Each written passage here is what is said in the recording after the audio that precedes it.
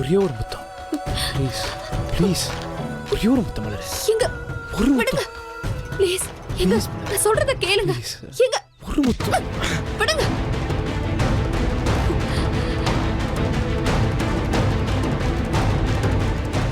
இங்க பாருங்க, நீங்களும் இத 2 வருஷமா என்கிட்ட கேட்டுட்டு தான் இருக்கீங்க. முதல்ல நம்ம விஷயத்த பத்தி உங்க வீட்ல பேசுங்க. எல்லார் சம்மதத்தோடையும் என் கழுத்துல தாலி கட்டுங்க.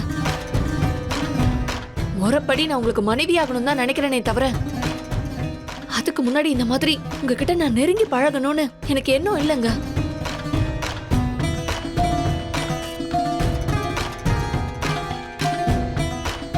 என்னை மன்னிச்சிருங்க.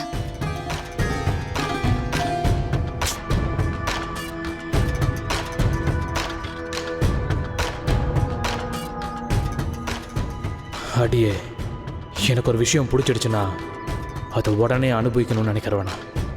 நானே உன்னை விரும்புகிறேன், கல்யாணம் பண்ணிக்கிறேன்னு என்னென்னவோ சொல்லியும் ஒரு முத்தத்துக்காக என்ன நீ இப்படி ஆளே விடுறல. கூடிய சீக்கிரமே நான் யாருன்னு காட்டுறேன்டி.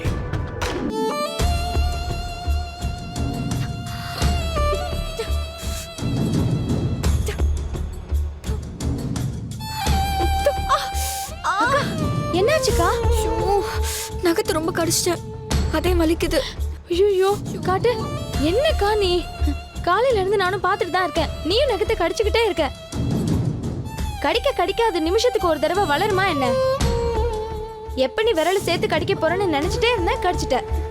பாருக்கா. என்னாச்சுக்கா? ஏன் இவ்வளவு பதட்டமா இருக்க? அப்ப போனவரு இந்நேரம் வந்திருக்கணும்ல.